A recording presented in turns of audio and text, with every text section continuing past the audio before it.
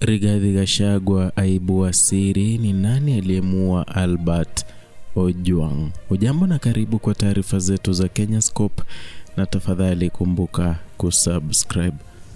Mvutano mpya umeibuka katika siasa za kitaifa baada ya aliyekuwa naibu rais Rigathi Gachagua kutoa madai makali dhidi ya vyombo vya usalama, hasa dhidi ya naibu inspekta jenerali wa polisi Eliud Lagat kufuatilia kifo cha bloga na mwanaharakati Albert Ojwang alipokuwa korokoroni kituo kikuu cha polisi cha Nairobi.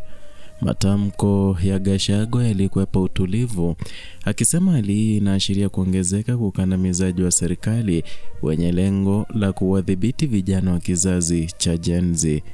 Gachagua alieleza kuwa Lagat ndiye aliyepeleka malalamiko dhidi ya Ojwang, akidai kuwa maelezo yaliyochochewa yalitokana tu na maoni yaliyotolewa kwenye mitandao ya kijamii. Alieleza zaidi kuwa DIG ama Deputy Inspector General huyo inaonekana anasimamia kibinafsi vituo vya polisi vya Kamkunji na Central bila kujali mamlaka ya Inspector Generali mkuu, pamoja na kutilia mashaka kanuni za usafirishaji wa Ojwang kutoka Homa Bay hadi Nairobi, hatua iliyozua hisia kuwa ilikuwa njama tupu ya kumficha mwenyewe ili kuepuka macho ya umma. Hali hii imechochea hisia kali miongoni mwa watu mbalimbali, hasa vijana ambao wamekuwa wachunguzi wa makubwa dhidi ya serikali na haki za raia.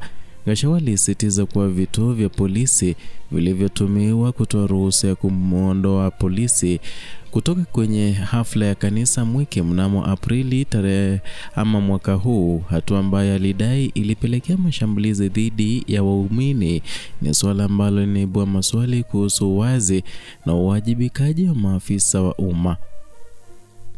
Na kupitia vyanzo vya habari kizingatiwa taarifa kutoka People Daily na Capital FM zilionyesha madai hayo, kila hatua imekuwa ikipeleka mshtuko katika jamii. Chanzo kimoja kiliandika kuwa wanaelekeza lawama moja kwa moja kwa Lagat kama adhabu kwa matukio hayo, ikiwa ni pamoja na madai ya kuwa vituo hivyo vimetumiwa kama vyumba vya mateso. Kulikuwa na taarifa kwamba vituo hivyo vilikuwa vijafuatiliwa kwa usawa wa uchunguzi na ikuwepo taratibu kama zile zinazohitajika katika uongozi wa vyombo vya usalama. Hatua ya kwanza ya mwenye hizo madai ilikuwa kusimamisha maafisa wa ngazi ya chini katika kituo kikuu cha polisi cha Nairobi, maarufu kama hatua ya kuzuia usumbufu katika uchunguzi. Lakini Gachagua alisema kwa hatua hiyo isiyotajwa jina ya kusimamishwa kwa Lagat iko chini ya kichwa cha huruma tu na si ile uundaji wa mazingira ya uchunguzi usioegemea upande wowote. Mbali na hilo, Gachagua aliweka msitizo wa kuibua mjadala kuhusu serikali inayoitwa msingi wake ni damu, kwa kuonesha kuwa miundo ya utawala sasa inafadhiliwa na ukandamizaji unaosababisha vifo vya vijana kwa ajili ya kudumisha utawala. Na licha kusisitiza kuwa hakuna serikali iliyowahi kuharibu uhuru wa vijana kama ilivyo kwa utawala wa sasa, ilipoenea ujumbe wake umevutia maelfu ya Wakenya, hasa katika mitandao ya kijamii, kulipenda haraka na kuiongezea mvuto kauli yake. Matamshi haya yameweka wazi masimamo ya jamii kuhusu serikali ya sasa, si tu kuhusu polisi bali pia kuhusu mwenendo wa kisiasa unaohusisha uwazi, uwajibikaji na haki za binadamu.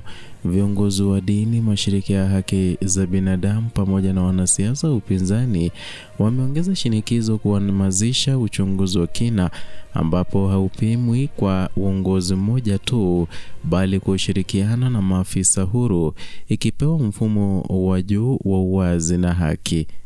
Mazungumzo yanaenda mbali zaidi, huku jamii ikiendelea kutazama mwelekeo wa matukio haya, hasa iwapo hatua zinazofuata zitazingatia mabadiliko ya kisheria na ujenzi utofauti wa taasisi ili kuzuia kutawanywa kwa mamlaka na kulindwa kwa haki za mwananchi.